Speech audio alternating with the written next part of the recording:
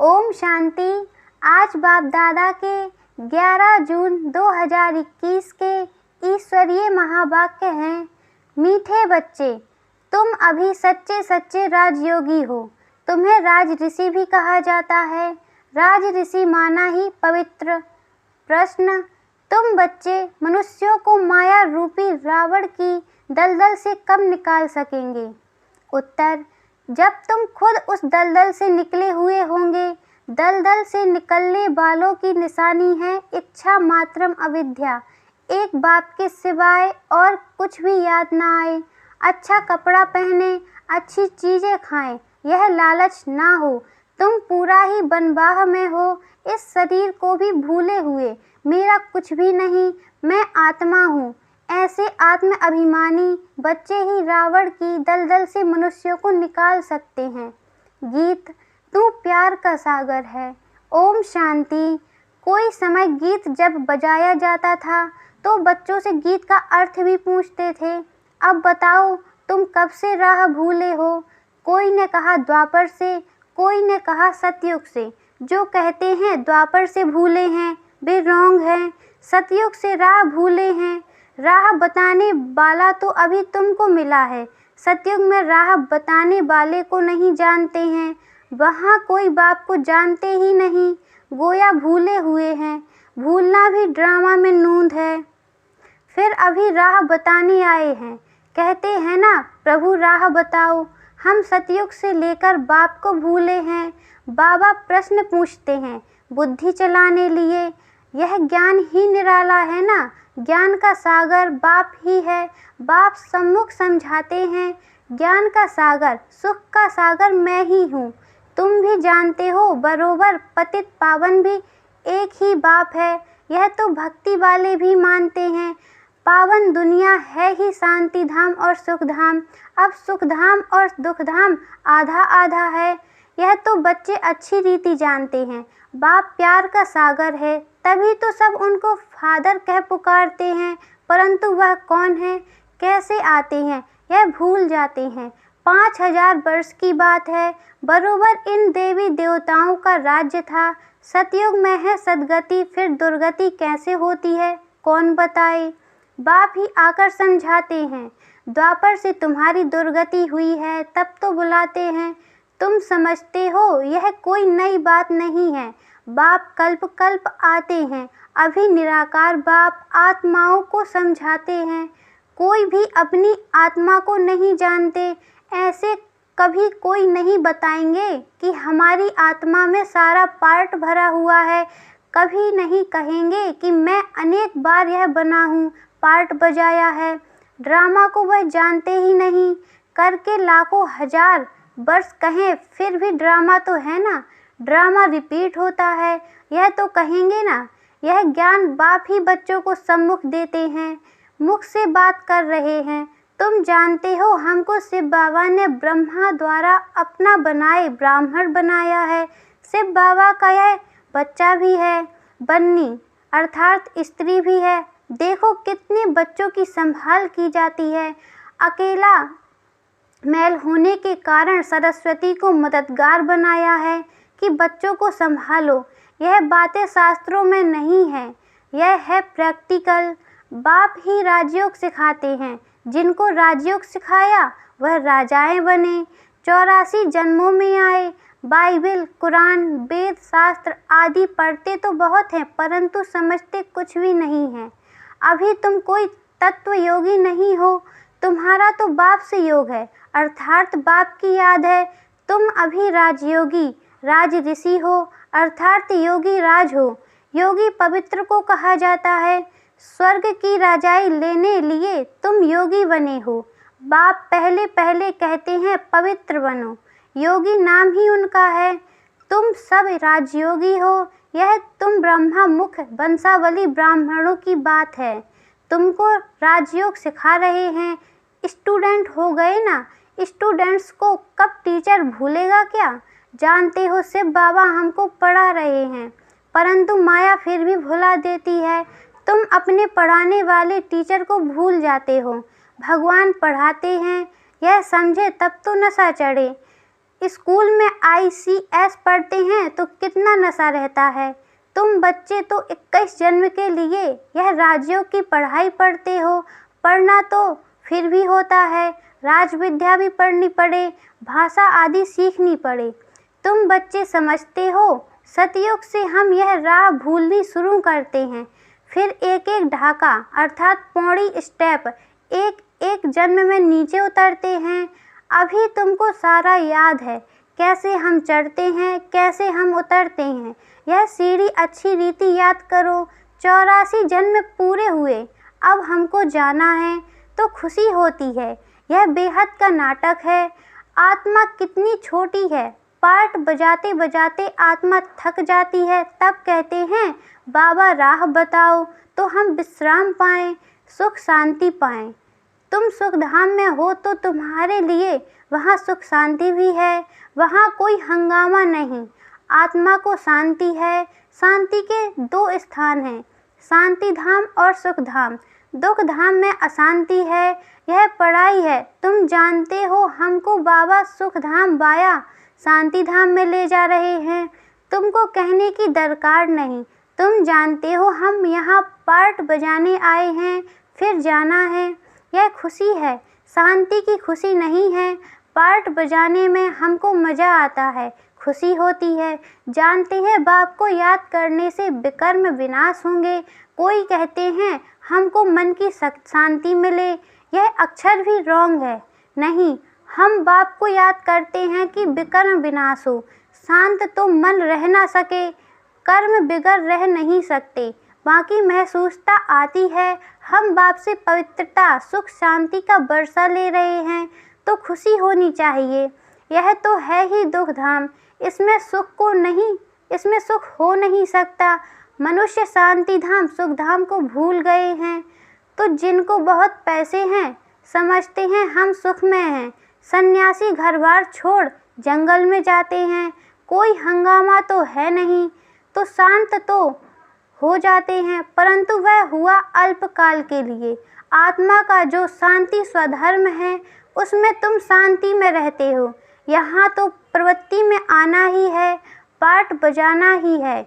यहाँ आते ही हैं कर्म करने, कर्म में तो आत्मा को जरूर आना ही है। तुम बच्चे समझते हो, यह समझानी बेहद का बाप दे रहे हैं। निराकार भगवानुवाच। अब तुम जानते हो हम आत्मा है, हमारा बाप परम आत्मा है। परम आत्मा माना परमात्मा, उनको यह आत्मा बुलाती है। वह बाप ही सर्व का सद्गति दाता है। अब बाप कहते हैं बच्चे देही अभिमानी बनो, यही मेहनत है। आधा कल्प से जो यह खाद पड़ती है वह इस याद से ही निकलेगी। तुमको सच्चा सोना बनना है। जैसे सच्चे सोने में खाद मिलाए फिर जेवर बनाते हैं, तुम असल में सच्चा सोना थे, फिर तुम्हारे में खाद पड़ती है। अब तुम्हारी बुद्धि में है, हमने पार्ट बजाया, अब हम जाते हैं पियर घर। जैसे विलायत से जब पियर घर लौटते हो तो खुशी होती है, तुम्हें भी खुशी है। तुम जानते हो बाबा हमारे लिए स्वर्ग लाया है, बेहद के बाप की सौगात है, बेहद की बादशाही अर्थात सद्गति। सन्यासी लोग मुक्ति की सौगात पसंद करते हैं। कोई मरता है तो भी कहते हैं स्वर्गवासी हुआ। सन्यासी कहेंगे ज्योति ज्योत समाया, जिसमें सब मिल जाएंगे। वह तो रहने का स्थान है जहाँ हम आत्माएं रहती हैं, बाकी कोई ज्योति व आग थोड़ी ही है जिसमें सब मिल जाएं। ब्रह्म महतत्व है जिसमें आत्माएं रहती हैं, बाप भी वहाँ रहते हैं, वह भी है बिंदी। बिंदी का किसको साक्षात्कार हो तो समझ नहीं सकेंगे। बच्चे बहुत कहते हैं बाबा याद करने में दिक्कत होती है, बिंदी रूप को कैसे याद करें।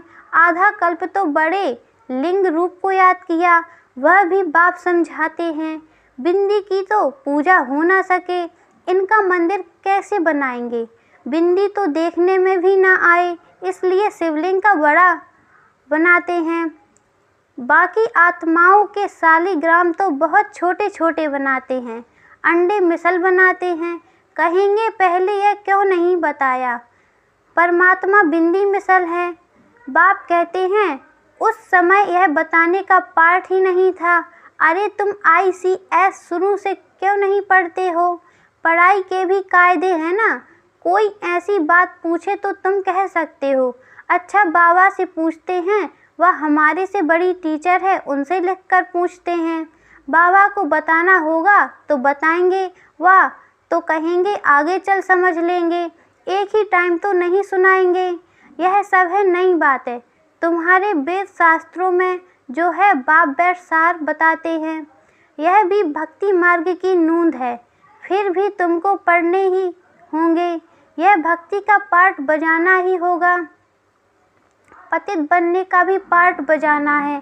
कहते हैं भक्ति के दुबन में फंस गए हैं। बाहर से तो खूबसूरती बहुत है, जैसे रूंड के पानी का मिसाल देते हैं। भक्ति भी सुहानी अर्थात आकर्षक बहुत है। बाप कहते हैं यह रूंड का पानी है, मृत तृष्णा समान। इस दुबन में फंस जाते हैं, फिर निकलना ही मुश्किल हो जाता है। एकदम फंस पड़ते हैं, जाते हैं औरों को निकालने, फिर खुद ही फंस पड़ते हैं। ऐसे बहुत फंस पड़े हैं। आश्चर्यवत सुनंती कथनती औरों को निकालवंती, चलते चलते फिर खुद फंस पड़ते हैं। कितने अच्छे अच्छे फर्स्ट क्लास थे, फिर उनको निकलना बड़ा मुश्किल हो जाता है। बाप को भूल जाते हैं तो दुबन से निकालने में कितनी मेहनत लगती है, कितना भी समझाओ बुद्धि में नहीं बैठता। अब तुम समझ सकते हो कि हम माया रूपी रावण की दलदल से कितना निकले हैं। जितना जितना निकलते जाते हैं उतना उतना खुशी होती है। जो खुद निकला होगा उनके पास शक्ति होगी दूसरे को निकालने की। बाण चलाने वाले कोई तीखे होते हैं, कोई कमज़ोर होते हैं। भील और अर्जुन का भी मिसाल है ना। अर्जुन साथ रहने वाला था। अर्जुन एक को नहीं, जो बाप के बनकर बाप के साथ रहते हैं उनको कहा जाता है अर्जुन। साथ में रहने वाले और बाहर में रहने वाले की रेस कराई जाती है।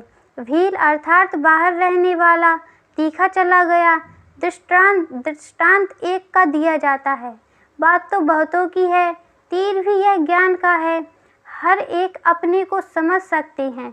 हम कितना बाप को याद करते हैं और कोई की याद तो नहीं आती है। अच्छी चीज़ पहनने व खाने की लालच तो नहीं रहती। यहाँ अच्छा पहनेंगे तो वहाँ कम हो जाएगा। हमको यहाँ तो बनबाह में रहना है। बाप कहते हैं तुम अपने इस शरीर को भी भूल जाओ, यह तो पुराना तमो प्रधान शरीर है। तुम स्वर्ग के मालिक बनते हो, इच्छा मात्रम अविद्या।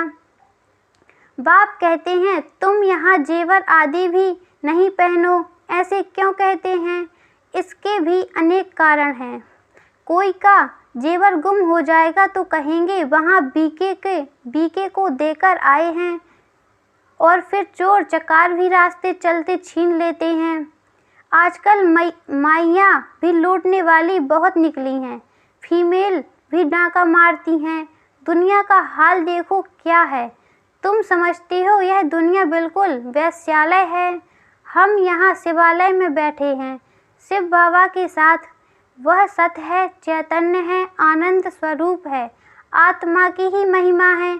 आत्मा ही कहती है मैं प्रेसिडेंट बना हूँ, मैं फलाना हूँ, और तुम्हारी आत्मा कहती है हम ब्राह्मण हैं, बाबा से वर्षा ले रहे हैं। आत्म अभिमान में रहना है, इसमें ही मेहनत है। यह मेरा फलाना है, यह मेरा है, यह याद रहता है। हम आत्मा भाई भाई हैं, यह भूल जाते हैं। यहाँ मेरा मेरा छोड़ना पड़ता है। मैं आत्मा हूँ, इनकी आत्मा भी जानती है। बाप समझा रहे हैं, मैं भी सुनता रहता हूँ। पहले मैं सुनता हूँ, भल मैं भी सुना सकता हूँ, परंतु बच्चों के कल्याण अर्थ कहता हूँ। तुम सदा समझो कि शिव बाबा समझाते हैं। विचार सागर मंथन करना बच्चों का काम है। जैसे तुम करते हो वैसे मैं भी करता हूँ, नहीं तो पहले नंबर में कैसे जाएंगे। लेकिन अपने को गुप्त रखते हैं। अच्छा, मीठे मीठे सिकी लधे बच्चों प्रति माता पिता बाप दादा का याद प्यार और गुड मॉर्निंग। रूहानी बाप की रूहानी बच्चों को नमस्ते। और हम रूहानी बच्चों की ओर से भी रूहानी माता पिता बाप दादा को याद प्यार और गुड मॉर्निंग बाबा नमस्ते। धारणा के लिए मुख्य सार। पहली पॉइंट, मेरा सब छोड़ अपने को आत्मा समझना है। आत्म अभिमानी रहने की मेहनत करनी है। यहाँ बिल्कुल बनबाह में रहना है। कोई भी पहनने खाने की इच्छा से इच्छा मात्रम अविद्या बनना है। दूसरी पॉइंट, पाठ बजाते हुए कर्म करते अपने शांति स्वधर्म में स्थित रहना है। शांति धाम और सुख धाम को याद करना है, इस दुख धाम को भूल जाना है। वरदान, हर संकल्प समय शब्द और कर्म द्वारा ईश्वरीय सेवा करने वाले संपूर्ण वफादार भव। संपूर्ण वफादार उन्हें कहा जाता है जो हर वस्तु की पूरी संभाल करते हैं, कोई भी चीज़ व्यर्थ नहीं जाने देते। जब से जन्म हुआ तब से संकल्प समय और कर्म सब ईश्वरीय सेवा अर्थ हो। यदि ईश्वरीय सेवा के बजाय कहाँ भी संकल्प व समय जाता है, व्यर्थ बोल निकलते हैं या तन द्वारा व्यर्थ कार्य होता है, तो उनको संपूर्ण वफादार नहीं कहेंगे। ऐसे नहीं कि एक सेकंड व एक पैसा व्यर्थ गया तो क्या बड़ी बात है, नहीं, संपूर्ण वफादार अर्थात सब कुछ सफल करने वाले। स्लोगन, श्रीमत को यथार्थ समझकर उस पर कदम कदम चलने में ही सफलता समाई हुई है। ओम शांति।